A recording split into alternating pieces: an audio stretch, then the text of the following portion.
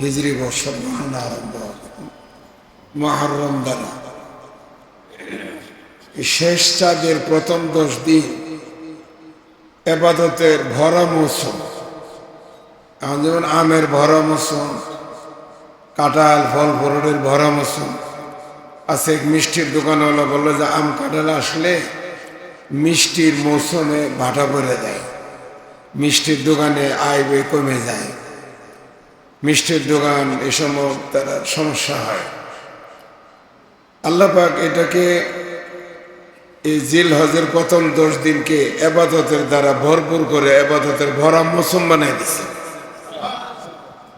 আর এই ইবাদতের মৌসুমরে সবাই বুঝে, মৌসুম কাজে লাগায়। ধান কাটার মৌসুম, অন্য কাজ করা যায় না। আমাদের এলাকায় মাছ ধরার মৌসুমে অন্য কোনো কাজ না করে অল্প সময় মাছ ধরলে নিজের খাওয়া পরে আত্মীয় বাড়িতে দিয়ে শুটকে দেওয়া পর্যন্ত হয়। এমনি এটা ইবাদতের ভরা মৌসুমের মাস।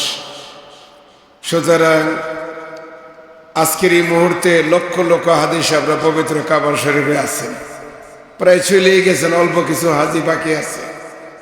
মক্কায় বীর, মদিনায় বীর। ইবাদতের মৌসুম, সবাই হজের মৌসুম, ইবাদতের মৌসুম। এই মৌসুমের প্রথম 10 দিনের আল্লাহ কসম খাইছে। আল্লাহ পাক কসম খাইছে ফজরের বা সময়ের বা সুবে সাদেকের। আল্লাহ পাক কসম খাইছেন জুর এবং বেজুরের। আল্লাহ পাক কসম খাইছেন রাতের, যা সহজে চলে যাচ্ছে। এই কসমগুলি খেয়ে আল্লাহ রাব্বুল আলামিন এই মৌসুমটার গুরুত্ব আমাদেরকে দিছে। এই গুরুত্ব নিয়ে ওলামায়ে কেরাম, বিজ্ঞ ওলামায়ে কেরাম বহুত আলোচনা করেছে। আমাদের কাছে কিছু কাজ ছুটে গেছে, আর বাকি 10 দিন আগামী ঈদের দিন পর্যন্ত কিছু কাজের সুযোগ এখনো আছে। যেমন আজকে রাত্রে যে আমরা ইবাদত বন্দেগী করব, যদি 2 রাকাত নামাজ বাড়াইয়ে পড়ি, একটু ইবাদত বন্দেগী করি, শেষে থেকে আগে বাগে উঠি, তাইলে এক রাতের ইবাদত সারা রাত নয়। অল্প সময় ফজর পড়লাম আর এশা পড়লাম, মাঝখানে কিছু ইবাদত করলে এক রাতের ইবাদতে আল্লাহ আমাদের আমল নামায় 83 বছর 4 মাস ইবাদতের সওয়াব দান করবে। এত একটা পাইয়া গেলাম। আজকে যদি সাহরি খেয়ে আগামীকাল রোজা রাখি, তো আল্লাহ পাক আমাদের আমল নামায় 1 বছর নফল রোজার সওয়াব আল্লাহ পাক দান করে দিবেন। কি সুযোগ আমাদের জন্য! একটা বছর রোজা রাখা কত কষ্ট, একদিনের রোজার দ্বারা এটা পেয়ে গেলেন। এমনি ভাবে 9 তারিখ আসতেছে আরাফার দিন। আমরা যদি এই তারিখে রোজা রাখি, তাহলে 1 বছরের অতীত, 1 বছরের অগ্রিম আল্লাহ পাক আমাদের গুনাহ মাফের এবং সওয়াবের ঘোষণা দিয়ে দিলেন। এই সুযোগ আমরা পাচ্ছি। 9 তারিখ সুবে সাদেক থেকে নিয়ে 13 তারিখ ফজর পর্যন্ত আইয়ামে তাশরিক, তাকবীরে তাশরিক আমরা পড়ব। পুরুষেরা জোরে জোরে, মহিলারা আস্তে, একবার আমরা আদায় করব। এই যে আইয়ামে তাশরিক, এটা কত বড় দামি জিনিস! এই যে আইয়ামে তাশরিক, আল্লাহু আকবার, আল্লাহু আকবার, আল্লাহু আকবার। হযরত জিবরাইল আমিন যখন ইব্রাহিম আলাইহিস সালাম গলায় ছুরি দিয়া চেষ্টা শুরু করলেন, স্বপ্ন দেখছিলেন রাতের বেলা। স্বপ্ন দেখে সকালবেলা ছেলে নিয়ে আসছেন, বাসার থেকে বেরিয়ে ছেলে নিয়ে তৈরি করে মিনায় যাইতে 9টা বাজছে মনে করেন। এবার ছেলেরে শোয়াই দিয়েছেন। ফালাম্মা আসলামা, দুজনে শুয়ে সারেন্ডার করলেন। ওয়াতাল্লা, এবং তারা যখন এইভাবে সারেন্ডার করে ওয়াতাল্লাহু লিল জাবিন, যখন শুয়ে পড়লেন কাত হয়ে, ইব্রাহিম আলাইহিস সালাম ছুরি দিয়া চেষ্টা করতেছেন, ছেলে ছুরির নিচে আছেন। কি একটা ভয়ানক অবস্থা! একমাত্র ছেলেকে ছুরির নিচে দেওয়া। বাবা বৃদ্ধ মানুষ, 90 বছর বয়সের বাবা, চেষ্টা করে যাচ্ছেন, দাঁড়ালো ছুরি নিয়ে কত কথাই শুনছেন, কিন্তু ছেলের গলায় ছুরি লাগাইছেন। সকাল 9টা জবে শুরু হইল, কিন্তু গলা কাটে না। আল্লাহ ইব্রাহিমকে বলেছেন ছেলে জবাই করো, ইসমাইলকে বলছেন জীবনটাই জবাই করে দাও। মক্কা একটা খুতবা শুনছিলাম, জাবাহাল আবু মুহাব্বাতাহু ওয়া হানিনা ওয়া জাবাহাল ইবনু ওয়াজুদাহু ওয়া কারামা। ছেলে তার অস্তিত্ব জবাই করে দিলেন, বাবা তার কলিজার টুকরাকে জবাই করে দিলেন। সকাল 9টা থেকে শুরু করেছেন। আল্লাহ পাক বলেন, বাবারে তুমি ছেলে জবাই করো, ছেলেকে তোমার জীবন জবাই করো, আর মাকে ছেলেকে সাজায় দাও। সবই রেডি আছে, আর দাঁড়ালো ছুরি রেখে বলে দিলেন এটা আমার প্রেমের খেলা। দেখো আমার আত্মশুদ্ধির লাইনে, আত্মত্যাগের লাইনে বাপ কি করতে পারে, ছেলে কি করতে পারে, কে ছেলের মায়া ত্যাগ, কে তার প্রাণের মায়া ত্যাগ, দেখো একটু। এই দেখার জন্য তো লাগাই দিল। এবার বলে দিল ছুরি, এই ছোরা, এই ছুরি তুমি তার পশমটাও কাটবা না। বাস পশমও কাটছে না। এই অবস্থায় শুরু হইল সকাল 9টায়। চলছে খেলা, প্রেমের খেলা, ইশকের খেলা, মোহব্বতের খেলা। হয়ে গেছে প্রায় 12টা কাছে গেছে, বা 12টা হয়ে গেছে। আল্লাহ পাক ফেরেশতাদের বলে উনজুর ইলাল জাবাল, তাকাও পাহাড়ের দিকে, দেখো আমার ইশকার প্রেমের ফাইনাল অবস্থাটা দেখো। ফেরেশতারা দেখতেছেন, ফেরেশতারা দেখতেছেন, ফেরেশতাদের অনুভূতি দেওয়া হয়েছে। ফেরেশতারা তাকাইছেন, সইতে পারছেন না। ফেরেশতা চিৎকার করছেন, রব্বানা ইরহাম আলা হাযা শাইখ, ও আল্লাহ এই বুড়া মানুষটার উপর দয়া করো, এই বুড়া মানুষের উপর দয়া করো। শুরু করেছে সকাল 9টায়। এই দাঁড়ালো ছুরি, নিচে ছেলে নিচে, আয় আল্লাহ দয়া করো, দয়া করো। ওফতি আলা তিবলিস সাগীর, এবং ছোট্ট বাচ্চাটাকে মুক্তির পণের বিনিময়ে, কিছু হাদিয়ার বিনিময়ে, প্রাণের বিনিময়ে তাকে বাঁচায় দাও। তার ভিতরে যে তোমার ইশকের আগুন আছে, তার ভিতরে যে তোমার প্রেমের আগুন আছে, এই আগুনটা এখন যদিও একজনের কলবে, তাকে বাঁচাই দিলে তার কলবের আগুন গোটা পৃথিবীতে দাবানলের মধ্যে ছড়ায়া কোটি কোটি মানুষের প্রেমে তোমার ইশকের আগুন লাগবে। তুমি ইসমাইলকে বাঁচায় দাও। ফেরেশতাদের চিৎকারের সময় আল্লাহ পাক ইরহাম আলা হাযা শাইখ বলতেছেন, আসমান তো দুনিয়াটা অন্ধকার হয়েছে, কেমন যেন দুনিয়া কাঁপতে শুরু করেছে, দুনিয়ার জমিন কাঁপতে শুরু করেছে, আসমান কাঁপতেছে, জমিন কাঁপতেছে।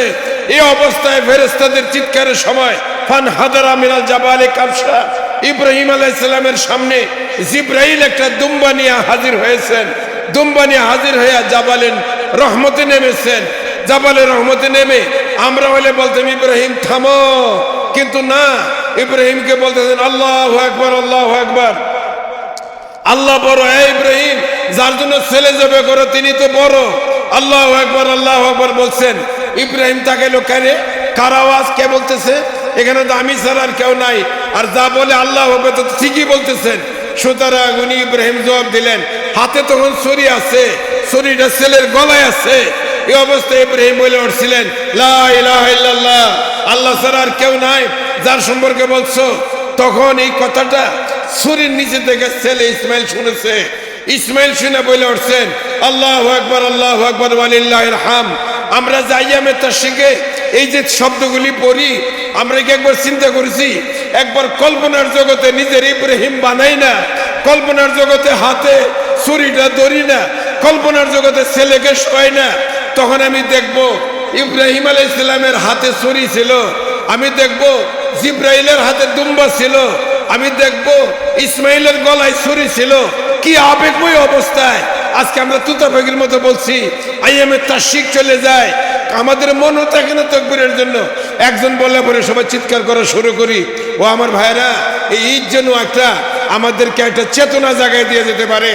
এই ঈদ যেন আমাদের কালবের ভিতরে ইশকের আগুন লাগাই দিতে পারে। এই ঈদ আসবে, আবার চলে যাবে, আমাদের কিছু দিয়ে গেল না, হবে না। সুতরাং আসুন, এই আসন্ন ঈদুল আজহা যে কাজগুলি বাকি আছে, যারা করে ভেজিত দিচ্ছি, আজকের থেকে যারা নখ কাটি নাই, আমরা নখ কাটবো না, আজকে থেকে আর মুছ কাটবো না, আজকে থেকে আর চুল কাটবো না। যে সুন্নতগুলি আমাদের, যে কাজগুলি বাকি ছিল, এগুলি আমরা করব। কোরবানি আমরা দেব। আল্লাহ রাব্বুল আলামিন আমাদেরকে তৌফিক দান করেন। আমি আপনাদেরকে সময় দেওয়ার ইচ্ছা ও নিয়ত ছিল, কিন্তু নানান কারণে বুঝলি আমি কষ্ট দিতে পারতেছি না। এখন বাইসাব দোয়া করবেন। আমি ওয়াখিরু দাওয়ানা আলহামদুলিল্লাহি রাব্বিল আলামিন। আল্লাহুম্মা আনতাস সালাত। আবু তাহের জিহাদি হাফিজাহুল্লাহ, মুহতামিম জামিয়া আরাবিয়া দারুল উলুম দেওবন্দ, নারায়ণগঞ্জ। উপস্থিত রয়েছেন আমাদের গাজীপুরের বিশিষ্ট আলেমে দ্বীন হযরত মাওলানা হাফিজুল্লাহ কাসিমি হাফিজাহুল্লাহ, বারাকাল্লাহু ফি হায়াতি, শাইখুল হাদিস ও মুহতামিম জামিয়া গাফুরিয়া। উপস্থিত রয়েছেন বাংলাদেশ খেলাফত মজলিস গাজীপুর মহানগর শাখার সহ সেক্রেটারি হযরত মাওলানা খন্দকার রহমতুল্লাহ হাফিজাহুল্লাহ। উপস্থিত রয়েছেন বাংলাদেশ খেলাফত মজলিস গাজীপুর মহানগর শাখার বিশিষ্ট দায়িত্বশীল হযরত মাওলানা মঞ্জুরুল হক নুমান, উপস্থিত বাংলাদেশ খেলাফত মজলিস গাজীপুর গাছা থানার সম্মানিত সভাপতি, গাজীপুর মহানগর শাখার নির্বাহী সদস্য হজরতুল আল্লাহ মাওলানা খুরশেদ আলম খান হাফিজাহুল্লাহ সহ উপস্থিত উলামায়ে কেরাম, মাদ্রাসার তালিবুল ইলম, সম্মানিত দায়িত্বশীল বৃন্দ, মহান আল্লাহ তাআলার দরবারে লক্ষ কোটি শুকরিয়া আদায় করছি যে আল্লাহ তাআলা আমাদেরকে জিলহজ মাসের প্রথম জুমাতে, প্রথম শুক্রবারে আমরা এরকম একটি সুন্দর মাহফিল করতে পেরেছি। এই জন্য মহান আল্লাহ তাআলার দরবারে শুকরিয়া আদায় করছি এবং গাছা থানার সম্মানিত দায়িত্বশীলদেরকে শুকরিয়া জ্ঞাপন করছি, তাদেরকে আন্তরিক অভিনন্দন এবং শুভেচ্ছা জানাচ্ছি। আজকের এই প্রোগ্রামটি কুরবানিকে কেন্দ্র করে, কুরবানির ইতিহাস, ফাজাইল মাসাইল অনেক আলোচনা হয়েছে। সালাতুল মাগরিবের পর থেকে নিয়ে উলামায়ে কেরাম অত্যন্ত সারগর্ভ, সুন্দর, চমৎকার, জরুরি ব্যক্তি জীবনে, আমাদের পারিবারিক সামাজিক জীবনে প্রয়োজনীয় মাসালাগুলো অত্যন্ত সুন্দর আলোচনা করেছেন। আসলে কুরবানি মুসলমানদের জীবনে অত্যন্ত গুরুত্বপূর্ণ একটি ইবাদত। বিশেষ করে হযরত ইব্রাহিম আলাইহিস সালাতু ওয়াস সালাম তিনি যে ত্যাগ এবং কুরবানির নজরানা পেশ করে গিয়েছেন, আল্লাহ রাব্বুল আলামিন ইব্রাহিম আলাইহিস সালাতু ওয়াস সালামকে অনেক পরীক্ষা করেছেন, আর প্রত্যেকটি পরীক্ষায় তিনি 100% উত্তীর্ণ হয়েছেন, যার পরিপ্রেক্ষিতে আল্লাহ রাব্বুল আলামিন বলেছেন, ইন্নী জাইলুকা লিন-নাসি ইমামা। ইব্রাহিম আলাইহিস সালাতু ওয়াস সালাম প্রত্যেকটি পরীক্ষায় উত্তীর্ণ হওয়ার পরে রাব্বুল আলামিন তিনি ঘোষণা দিয়েছেন, হে ইব্রাহিম, আমি আপনাকে তামাম পৃথিবীর মানুষের জন্য আমি আপনাকে ইমাম নিযুক্ত করেছি। আজকে আমাদের এই উপমহাদেশে আমরা দেখতে পারি বিভিন্ন দেশে জাতির পিতা রয়েছে। বাংলাদেশে জাতির পিতা আছে, পাকিস্তানে আছে, ভারতে আছে। আসলে মুসলমানদের জন্য, মুসলিম মিল্লাতের জন্য একজনই জাতির পিতা, তিনি হলেন হযরত ইব্রাহিম আলাইহিস সালাতু ওয়াস সালাম। আমরা যদি ত্যাগ এবং কুরবানির কথা আলোচনা করি, বিগত 16 বছর আমরা দেখেছি এদেশের উলামায়ে কেরাম যে ত্যাগ এবং কুরবানির নজরানা পেশ করেছেন। আমার মনে হয় বিগত 100 বছরের ভিতরে আমাদের পাক ভারত উপমহাদেশে এত ত্যাগ এবং কুরবানির নজরানা কেউ পেশ করে নাই। আমরা বিগত 16 বছরই বাংলাদেশে কথা বলতে পারিনি। আমরা বিগত 16টি বছর ইসলামের কথা বলতে গেলে ইব্রাহিম আলাইহিস সালাতু ওয়াস সালাম জাতির পিতা, মুসলিম মিল্লাতের পিতা, এই কথা বলতে গেলে একদল মানুষ দাঁড়িয়ে প্রতিবাদ করেছে, আমাদের বাবাকে জাতির পিতা বলেন। অথচ মুসলমানদের জাতির পিতা চিপাগুল্লি দিয়ে যেখানে সেখানে মুসলমানদের জাতির পিতা তৈরি হয়নি। মুসলমানদের জাতীয় পিতা একজনই, তিনি হলেন হযরত ইব্রাহিম আলাইহিস সালাতু ওয়াস সালাম। কথাটা ঠিক কিনা বলেন?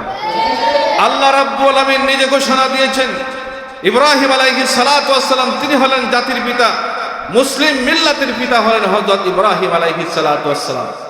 এইজন্য আমরা বলি যে আমরা মুসলমান, আমরা প্রত্যেকটি আদালত মানি, আমরা জজ কোর্ট মানি, হাইকোর্ট মানি, সুপ্রিম কোর্ট মানি, কিন্তু মুজিব কোর্টের আড়ালে আমরা কোনো ইসলাম বিরোধী কাজ আমরা কখনো মানতে পারি না। আমার সম্মানিত উলামায়ে কেরাম, মাদ্রাসার ছাত্ররা, এখানে আমাদের মুরব্বী রয়েছেন হযরত আবু তাহের জিহাদি হাফিজাহুল্লাহ, তিনি কথা বলবেন। আমি কথা দীর্ঘায়িত করব না। আমি আজকে আমাদের যেই ব্যানারে, বাংলাদেশ খেলাফত মজলিসের যে ব্যানারে আজকে আমাদের এত সুন্দর একটি প্রোগ্রাম, বাংলাদেশ খেলাফত মজলিস এদেশে মৌসুমী কোনো সংগঠন নয়। বাংলাদেশ খেলাফত মজলিসের আমির, এদেশের সর্বজন শ্রদ্ধেয় শাইখুল হাদিস, বর্ষিয়ান শাইখুল হাদিস আল্লামা আজিজুল হক রহমতুল্লাহি আলাইহি, এদেশের সমস্ত উলামায়ে কেরামের মুরব্বী ছিলেন। তিনি যেখানে গিয়েছিলেন সবচেয়ে বড় চেয়ারটা ওনার ছিল। আমি হুজুরের সাথে অনেক জায়গাতে সফর করেছি। 2006 সালে শাইখুল হাদিস আল্লামা আজিজুল হক রহমতুল্লাহি আলাইহি তিনি চট্টগ্রাম সফর করেছিলেন। ওনার সাথে ছিলেন মাওলানা আব্দুর রবি ইউসুফি, তখন তিনি বাংলাদেশ খেলাফত মজলিসের মহাসচিব ছিলেন। ওনার সাথে ছিলেন প্রিন্সিপাল হাবিবুর রহমান রহমতুল্লাহি আলাইহি। তখন আমি হাটহাজারী মাদ্রাসা থেকে দাওরায় হাদিস পাস করে আমি নাজিরহাট মাদ্রাসায় তখন আমি ইফতা পড়ি। আমি তখন বাংলাদেশ খেলাফত ছাত্র বাংলাদেশ ইসলামী ছাত্র মজলিসের চট্টগ্রাম মহানগর শাখার সভাপতি ছিলাম। শাইখুল হাদিস রহমতুল্লাহি আলাইহি এবং প্রিন্সিপাল হাবিবুর রহমান রহমতুল্লাহি আলাইহি সহ একটা কেন্দ্রীয় টিম 2 দিনের সফর করেছিল। প্রথম দিনের সফর ছিল চট্টগ্রামের উত্তর চট্টগ্রাম, অর্থাৎ হাটহাজারী, নাজিরহাট, বাবুনগর, নারপুর, এই মাদ্রাসাগুলোতে প্রথম দিনের সফরে শাইখুল হাদিস রহমতুল্লাহি আলাইহি ছিলেন না, তিনি দ্বিতীয় দিনের সফরে ছিলেন। দ্বিতীয় দিনের সফর ছিল দক্ষিণ চট্টগ্রাম, ফটিয়া সহ বড় বড় মাদ্রাসাগুলোতে তিনি সফর করেছেন। ফটিয়া, জিরি, হাইলদর মাদ্রাসায় ইন্না সালাতি ওয়া নুসুকি ওয়া মাহইয়ায়া ওয়া মামাতি লিল্লাহি রাব্বিল আলামিন লা শারীকা লাহু ওয়া বিযালিকা উমিরতু ওয়া আনা আউয়ালুল মুসলিমিন। এই ওয়া আনা আউয়ালুল মুসলিমিন পড়ার পরবর্তীতে যার পক্ষ থেকে কুরবানি করা হবে তার নামকে উচ্চারণ করবে। এর পরবর্তীতে সে আল্লাহুম্মা লাকা ওয়া মিনকা, এরপরে সে বিসমিল্লাহি আল্লাহু আকবার বলে সে তার জবাই করার কাজকে সে চালাবে। জবাইয়ের কাজ চালানোর পরবর্তীতে জবাই কাজ করার ক্ষেত্রে জবাইয়ের যে ক্ষেত্রে কি পরিমাণ কাটতে হবে, এক কথাই হলো খাদ্যনালী এবং শ্বাসনালী, এবং শ্বাসনালীর 2 পাশে 2টা রগ আছে। এই রগগুলাকে কেটে দিলেই জবাই সম্পূর্ণ। আর এই রগগুলো যখন যথাযথভাবে যখন কেটে যাবে, জবাইয়ের পরবর্তীতে 10 থেকে 15 মিনিটের ভিতরে পশুটা নিস্তেজ হয়ে যাবে। জবাই সম্পূর্ণ হওয়ার পরবর্তীতে বলবে আল্লাহুম্মা তাকাব্বাল মিন্নি কামা তাকাব্বালতা মিন হাবিবিকা ওয়া খলিলিকা ইব্রাহিম আলাইহিমাস সালাতু ওয়াস সালাম। তার জবাই সম্পূর্ণ হয়ে গেছে। এর পরবর্তীতে আমরা সেই জবাইয়ের ক্ষেত্রে আমাদের যে বিধানটা পরবর্তীতে আছে যে কুরবানির সেই জবাইকৃত গরুর গোশত থেকে আমরা কোন কোন গোশতগুলোকে রাখবো আর কোন কোন গোশতগুলোকে আমরা বাদ দিব, তথা সেই জবাইকৃত গরুর কোন কোন গোশতকে আমরা খেতে পারবো না, কোন কোন অংশকে আমাদের খাওয়া থেকে বাদ দিতে হবে। এই হইল যে জবাইকৃত গরুর 8টা অংশকে খাওয়া যাবে না। একটা হলো সেই পুরুষ লিঙ্গ এবং স্ত্রীলিঙ্গ, এবং হইল পিঠের হাড্ডির মগজ অথবা সাদা রগ যেটা আছে এটাকে খাওয়া যাবে না, এবং হলো পেশাবের থলি। 5 নম্বর হলো চামড়ার নিচের টিউমারের মতন উঁচু যে গোশত থাকে সেই গোশতকে খাওয়া যায় না। এর পরবর্তীতে পিত্ত যেটা আছে সেই পিত্ত, এর পরবর্তীতে প্রবাহিত রক্ত, সেই রক্ত, এই রকম 8 প্রকার গরুর অংশ থেকে সেটাকে ভক্ষণ করা জায়েজ নাই। তো মাসআলাটা ইমদাদুল মুফতিয়িনের 2 নম্বর খণ্ডের 970 নম্বর পৃষ্ঠায় লিপিবদ্ধ আছে। ইমদাদুল ফতুয়ার 4 নম্বর খণ্ডের 118 নম্বর পৃষ্ঠায় তার হাওয়ালা আছে। এর পরবর্তীতে আরেকটা বিষয় হইল, আসলে ধারাবাহিক বলার সুযোগ নাই, আলাদা আলাদা খুচরাভাবেই বলার চেষ্টা করতেছি। কুরবানির পশুকে জবাই করার সময় যদি মাথা আলাদা হয়ে যায়, বডি থেকে মাথা সরে গেছে, হতে পারে ছুরিটা বেশি ধারালো তেজলা হওয়ার কারণে অনেক সময় দেখা যায় যে কি হয়ে যায়, কাল্লা সহ আলাদা হয়ে যায়। যদি এইটা যদি অনিচ্ছাকৃতভাবে যদি না হয়, আর ধারালো চুলের কারণে যদি এমন যদি হয় তাহলে এতে কোনো সমস্যা নেই। মাসালাতি হেদায়াত চতুর্থ খণ্ডের 334 নম্বর পৃষ্ঠায় আছে। ফতোয়ায়ে খানিয়ার 3 নম্বর খণ্ডের 368 নম্বর পৃষ্ঠায়, ফতোয়ায়ে আলমগীরের 5 নম্বর খণ্ডের 268 নম্বর পৃষ্ঠার ভিতরে মাসালা রয়েছে। এর পরবর্তীতে আমরা একটু খেয়াল করি যে কুরবানির গোশতের বন্টন সম্পর্কিত। কুরবানির গোশতের বন্টন সম্পর্কে নিয়ে ফতোয়ায়ে মাহমুদিয়ার 335 নম্বর পৃষ্ঠায় এবং আদ-দুররুল মুখতারের 6 নম্বর খণ্ডের 358 নম্বর পৃষ্ঠায় বলা হয়েছে যে কুরবানির গোশতকে 3 ভাগে ভাগ করা মুস্তাহাব। এক ভাগ নিজের জন্য, এক ভাগ সেই নিকটবর্তী আত্মীয় স্বজনদের জন্য, আরেক ভাগ হলো সেই ফকির মিসকিন অসহায়দের জন্য। কথা বলতে গেলে যদিও এইটাকে যেহেতু মুস্তাহাবের বিধান রাখা হয়েছে, কিন্তু কুরআনে কারীমের এক আয়াতে আল্লাহ রাব্বুল আলামিন ইরশাদ করেছেন, ওয়াফি আমওয়ালিকুম হাক্কুন লিস-সাইলি ওয়াল মাহরুম। আপনার প্রতিবেশী সারা বৎসরই অসহায় থাকলে, গরিব থাকলে আপনার নিকট কিন্তু প্রতিবেশীর একটা হক আছে।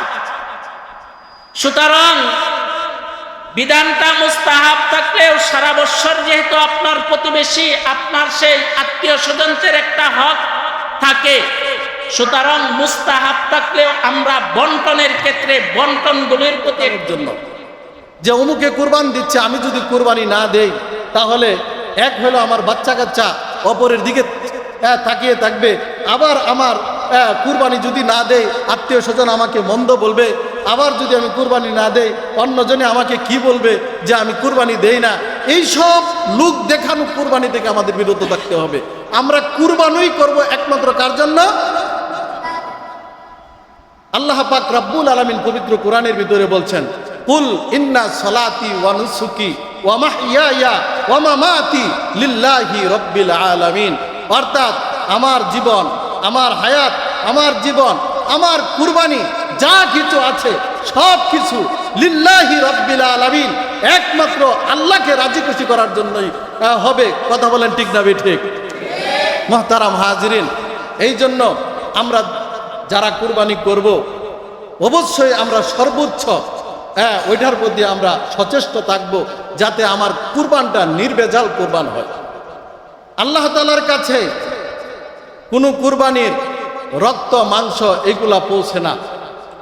আল্লাহ পাক রব্বুল আলামিন পবিত্র কোরআনের ভিতরে বলছেন যে আমার কাছে কোনো ব্যক্তির কেবলমাত্র তার তাকওয়াই পৌঁছে।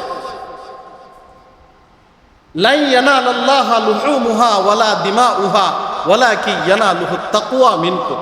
আল্লাহ তাআলার কাছে প্রচুর চামড়া, রক্ত, গোশত এইগুলা পৌঁছে না, কেবলমাত্র তোমাদের ভিতরে যারা তাকওয়াবান তাদের কুরবানি আমি আল্লাহ তাআলার কাছে গ্রহণীয় হয়, কবুল হয়।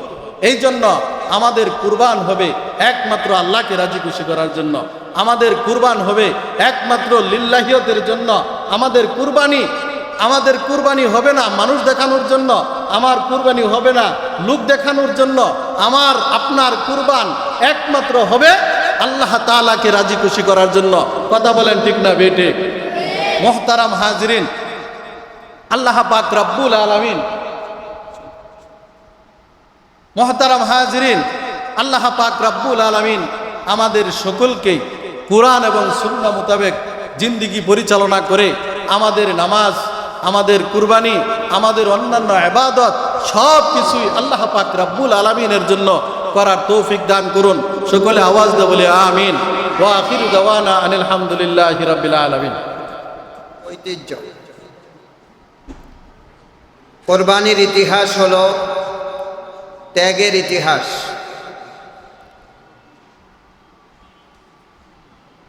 হযরত ইব্রাহিম আলাইহিস সালাতু ওয়াস সালাম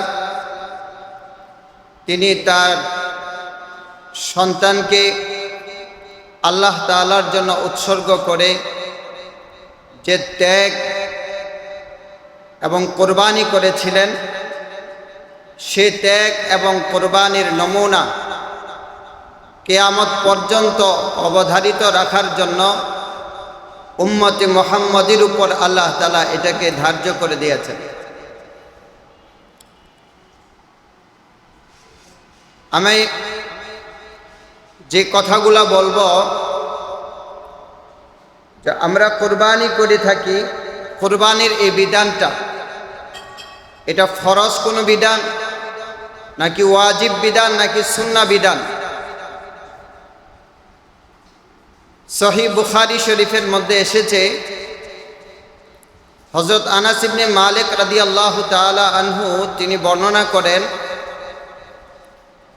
রাসূল করিম সাল্লাল্লাহু আলাইহি ওয়াসাল্লাম দুইটি ভেড়া, সাদা কালো রঙের দুইটি ভেড়া রাসূল করিম সাল্লাল্লাহু আলাইহি সাল্লাম কোরবানি করেছেন। বর্ণনাকারী সাহাবী তিনি বলেন, রসুল যখন ভেড়া দুটি জবাই করছিলেন তখন রাসূল করিম সাল্লাল্লাহু আলাইহি সাল্লাম ভেড়ার কাঁধে পা রেখে রাসূল করিম সাল্লাল্লাহু আলাইহি সাল্লাম ওই ভেড়া দুইটিকে নিজ হাতে বিসমিল্লাহি আল্লাহু আকবার বলে জবাই করেছেন। সহিহ বুখারীর এই হাদিস থেকে আমরা এতটুকু প্রমাণ পাই যে রাসূল করিম সাল্লাল্লাহু আলাইহি ওয়াসাল্লাম তিনি নিজে ভেড়া কুরবানি করেছেন। সহিহ তিরমিজির মধ্যে এসেছে, সুনানে তিরমিজির মধ্যে হযরত আব্দুল্লাহ ইবনে উমর রাদিয়াল্লাহু তাআলা আনহুমা থেকে বর্ণিত, তিনি বলেন রাসূলুল্লাহ সাল্লাল্লাহু আলাইহি ওয়াসাল্লাম মদিনাতে 10 বছর অবস্থান করেছিলেন, আর প্রত্যেক বছর নবীজি সাল্লাল্লাহু আলাইহি ওয়াসাল্লাম তিনি কুরবানি করেছেন। একটি আমল কতটুকু গুরুত্বপূর্ণ হলে প্রতি বছর নবীজি সাল্লাল্লাহু আলাইহি ওয়াসাল্লাম নিজে আমল করতে পারেন, অথচ অন্যান্য আমলের বেলায় দেখা যায় নবীজি সাল্লাল্লাহু আলাইহি ওয়াসাল্লাম বেশি মুয়াজাবাত করতেন না। ওয়াজিব হয়ে যাবে বা এটা উম্মতে মুহাম্মদের উপর অবধারিত হয়ে যাবে, এই জন্য নবীজি সাল্লাল্লাহু আলাইহি ওয়াসাল্লাম ওই আমলগুলোকে মাঝে মাঝে করতেন, আবার ছেড়ে দিতেন। কিন্তু কোরবানি এমন একটি আমল, নবীজি সাল্লাল্লাহু আলাইহি ওয়াসাল্লাম মদিনার জীবনে 10 বছর সেখানে অবস্থান করেছেন, আর প্রতি বছর নবীজি সাল্লাল্লাহু আলাইহি সাল্লাম কোরবানি করেছেন। তাহলে এই হাদিস থেকে বোঝা যায় যে কোরবানি একটি গুরুত্বপূর্ণ আমল, যে আমল নবীজি মদিনার জীবনে কখনো ছাড়েন নাই। ইবনে মাজাহ শরীফে একটি হাদিস এসেছে, হযরত আবু হুরায়রা রাদিয়াল্লাহু তাআলা আনহু তিনি বর্ণনা করেন, নবীজি সাল্লাল্লাহু আলাইহি ওয়াসাল্লাম বলেন যে উম্মতে মুহাম্মাদির, আল্লাহর নবী বলেন যে ব্যক্তির সামর্থ্য আছে কোরবানি করার, সামর্থ্য থাকা সত্ত্বেও কোরবানি করে না, সে যেন আমাদের ঈদগাহের দিকে না আসে। প্রিয় হাজিরিন, রাসূলুল্লাহ সাল্লাল্লাহু আলাইহি সাল্লামের এই হাদিসকেও যদি আমরা সামনে এনি, এখানে আল্লাহ তাআলা যেটা বলেছেন যে তুমি তোমার সন্তানকে কুরবানি করে ফেলো, তো আমাকে বিষয় দেওয়া হয়েছে কুরবানি কেন? কুরবানিটা এই জন্য যে ইব্রাহিম আলাইহিস সালামকে আল্লাহ তাআলা একেবারে বৃদ্ধ বয়সে সন্তান দিয়েছিলেন। আর এটা আমাদের অনেকের জানা কথা যে বৃদ্ধ বয়সে যদি সন্তান হয় এবং তারপরে যদি একজন হয়, সন্তান একজন এবং তা হয়েছে বৃদ্ধ বয়সে, তাহলে এর প্রতি মায়া থাকে বেশি, কারণ আর তো সুযোগ নাই। তো আল্লাহ রাব্বুল আলামিন চাইলে পারতেন যে যুবক বয়সেও হযরত ইব্রাহিম আলাইহিস সালামকে সন্তান দিতে, কিন্তু সেটা বৃদ্ধ বয়সে দিয়ে এবং তাকে কুরবানি দ্বারা কি বুঝালেন? বুঝাতে চাইলেন যে বৃদ্ধ বয়সে মানুষের সন্তান অতি প্রিয় হয়। হে ইব্রাহিম, তুমি আমার ভালোবাসা প্রমাণ করার জন্য তোমার প্রিয় বস্তুটাকে কুরবানি করো। হযরত ইব্রাহিম আলাইহিস সালাম একদিকে আল্লাহ তাআলার ভালোবাসা আর একদিকে জীবনের শেষ সম্পদ প্রিয় সন্তানের ভালোবাসা। ইব্রাহিম আলাইহিস সালাম তিনি প্রিয় সন্তানকে ছুরির নিচে রেখে আল্লাহ রাব্বুল আলামিনের ভালোবাসাকে প্রমাণ করেছেন। কুরবানি এজন্য যে পৃথিবীর সব কিছু যখন আল্লাহ তাআলার সাথে দাঁড় করাবে, তখন আমার সম্পদের চেয়ে, আমার স্ত্রীর চেয়ে, আমার দুনিয়ার চেয়ে, আমার সন্তানের চেয়ে, আমার রাজনীতির চেয়ে, আমার শিক্ষানীতির চেয়ে, আমার সরকার, আমার দেশ, আমার দল, সব কিছুর তুলনায় আমার মহাব্বত একমাত্র আল্লাহ তাআলাকে মহাব্বতকে প্রাধান্য দিতে হবে। সেই জায়গায় যদি আমরা সব কিছুকে এক পাশে রেখে একমাত্র আল্লাহ রাব্বুল আলামিনের ভালোবাসাকে অগ্রাধিকার দিতে পারি, প্রাধান্য দিতে পারি, তুলে ধরতে পারি, সেটাই হবে আমাদের কোরবানির আসল উদ্দেশ্য। এজন্য আল্লাহ রাব্বুল আলামিন বুঝিয়েছেন যে দেখো, তুমি সম্পদের জন্য এতটা ব্যতিব্যস্ত হয়েও না যে আমার নামাজ পড়ার সময় তুমি পাবে না। কারণ সম্পদের গলায় আমি ছুরি চালালাম, 1 লক্ষ টাকা দিয়ে গরু কিনলাম, সেই গরুর উপর আমি ছুরি চালিয়ে বুঝাই দিলাম যে আল্লাহ, সম্পদের ভালোবাসা আমার হৃদয়ে না, বরং তোমার ভালোবাসা আমার হৃদয়ে। অতএব যখন সম্পদ কামানোর সময় হবে, একই সাথে যখন নামাজের সময় হবে, তখন কুরবানিরটা এটা প্রমাণ করে দিবে। আমি যদি তখন চাকরিটাকে একটু পাশে রেখে ব্যবসার সময় দোকানটাকে একটু বন্ধ করে যদি মসজিদে চলে যাই, তবেই আমার কুরবানি সার্থক। কিন্তু যদি আল্লাহ রাব্বুল আলামিন তার ডাক হচ্ছে, মসজিদ থেকে আহ্বান হচ্ছে, ঘোষণা হচ্ছে, আযান হচ্ছে, তারপর আমি দুনিয়ার ভালোবাসায় মত্ত হয়ে ব্যবসা চালিয়ে যাচ্ছি, চাকরি চালিয়ে যাচ্ছি, মসজিদে আমি যাচ্ছি না, আল্লাহ তাআলার দিনকে, আল্লাহ তাআলার ডাককে প্রাধান্য দিচ্ছি না, তবে আমার কুরবানি আমার জীবনে কোনো সার্থকতা নিয়ে আসবে না। এজন্যে কুরবানি আমাদেরকে এটাই শিক্ষা দেয় যে সব কিছুর ঊর্ধ্বে একমাত্র আল্লাহ তাআলার ভালোবাসা থাকবে। আল্লাহ তাআলার ভালোবাসার সাথে ভিন্ন কোনো জিনিসের আপোষ হবে না।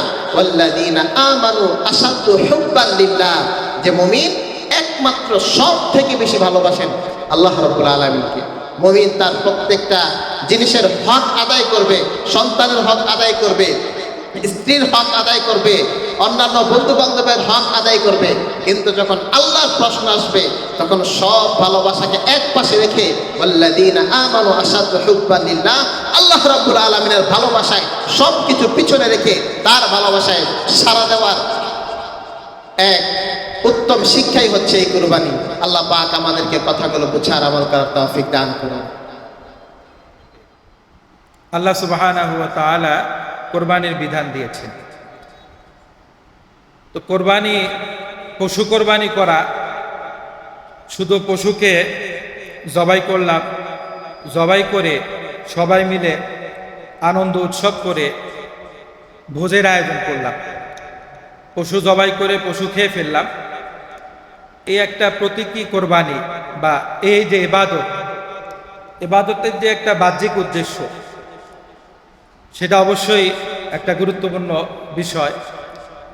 পাশাপাশি আরেকটা গুরুত্বপূর্ণ বিষয় হলো নিজের মধ্যে ইসলামের জন্য ত্যাগ করা, ইসলামের জন্য কোরবানি করা, ইসলামের জন্য সমস্ত স্বার্থকে বিসর্জন দেওয়া এবং ইসলামকে সবার আগে রেখে, দ্বীনি স্বার্থকে সবার আগে রেখে দুনিয়াবী সমস্ত স্বার্থকে বিসর্জন দেওয়া, পিছনে ফেলা, এটাও কোরবানির একটা গুরুত্বপূর্ণ একটা উদ্দেশ্য। একজন মুসলমান যখন কোরবানি করে, তো সে একটা পশু সত্তাকে কোরবানি করলো।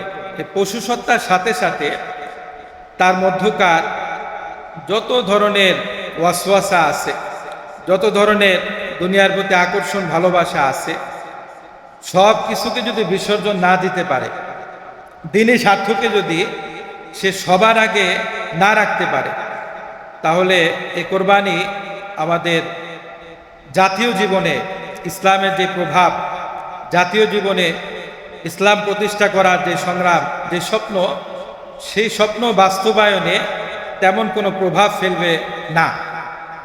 তো আমরা সবাই আমাদের জীবনের লক্ষ্য এবং উদ্দেশ্য থাকবে দ্বীনের জন্য সর্বোচ্চ কোরবানি দেওয়া। অর্থাৎ সাহাবা ইকরাম রাদিয়াল্লাহু তাআলা আনহুম আজমাইন, তাদের যেই আত্মত্যাগ, তাদের যেই স্বার্থ বিসর্জন দেওয়া, আল্লাহর জন্য নিজের জীবনকে উৎসর্গ করা, অসংখ্য নজির তারা আমাদের সামনে পেশ করে গেছে। হযরত খুবাইব রাদিয়াল্লাহু তাআলা আনহু উনি দ্বীনের জন্য নিজের জীবনকে কোরবানি দিয়েছেন। বুখারী শরীফের হাদিসের মধ্যে আছে, হযরত খুবাইব রাদিয়াল্লাহু তাআলা আনহুকে যখন কাফেররা বন্দী করে, হত্যার জন্য তাকে যখন শুলিতে চড়ায়, তখন কাফেরদের পক্ষ থেকে খুবাইবকে প্রস্তাব দেওয়া হয়েছিল যে, খুবাইব, তুমি আমাদের খুব প্রিয় একজন ব্যক্তি, তুমি একজন বীর বাহাদুর এবং একজন ভালো যোদ্ধা, সাহসী একজন মানুষ। তো আমরা চাই তোমাকে ছেড়ে দিই, তোমাকে মুক্ত করে দিই, এর বিনিময়ে তুমি নবী মুহাম্মদ মুস্তাফা সাল্লাল্লাহু আলাইহি ওয়াসাল্লাম তাকে হত্যা করে ফেলো। তো কাফেরদের পক্ষ থেকে এই প্রস্তাব আসার পরে হযরত খুবাইব রাদিয়াল্লাহু তাআলা আনহু ওনার মৃত্যুর আগ মুহূর্তে উনি চিন্তা করলেন, এই মুহূর্তে ওনার সামনে দুইটা রাস্তা খোলা। এক হলো কাফেরদের সাথে এই চুক্তি করবে যে ঠিক আছে, আমি নবী মুহাম্মদ মুস্তাফা সাল্লাল্লাহু আলাইহি ওয়াসাল্লাম নাউজুবিল্লাহ ওনাকে হত্যা করব, তুমি আমাকে মুক্ত করে দাও। কৌশল অবলম্বন করার সুযোগ ওনার সামনে ছিল নিজের জানকে, নিজের জীবনকে বাঁচানোর জন্য। কিন্তু উনি চিন্তা করলেন, যদি আজকে আমি নবীর সাহাবী, নবীর সান্নিধ্যে থেকে যদি আমি নবীর হত্যার একটা প্রস্তাবকে গ্রহণ করে আমার জীবনকে আমি রক্ষা করি, তাহলে কিয়ামত পর্যন্ত হয়তো আমি আমার জীবনকে বাঁচাতে পারবো। নবী মুহাম্মদ সাল্লাল্লাহু আলাইহি ওয়াসাল্লামকে আমি হত্যা করলাম না, তাদের সাথে একটা মৌখিক চুক্তি করে আমি এখান থেকে আমার জীবনকে বাঁচিয়ে আমি আমার নিজের সত্তাকে হেফাজত করতে পারবো। কিন্তু কিয়ামত পর্যন্ত নবীর সাহাবীদের উপর একটা কালিমা লেগে যাবে যে নবীর সাহাবীরা রাসূলকে হত্যা করার চুক্তি করে নিজের জীবনকে তারা রক্ষা করেছে। এই কারণে এই সামান্য একটা স্বার্থ, সামান্য একটা কালিমা যাতে ইসলামের উপরে না লাগে, এই জন্য উনি ওনার জীবনকে কোরবানি দিচ্ছেন, কিন্তু ইসলামের উপরে কোনো কালিমা লাগতে দেন নাই। একটা বড় আদর্শ সাহাবা একরামের, প্রত্যেকটা সাহাবা একরামের জীবন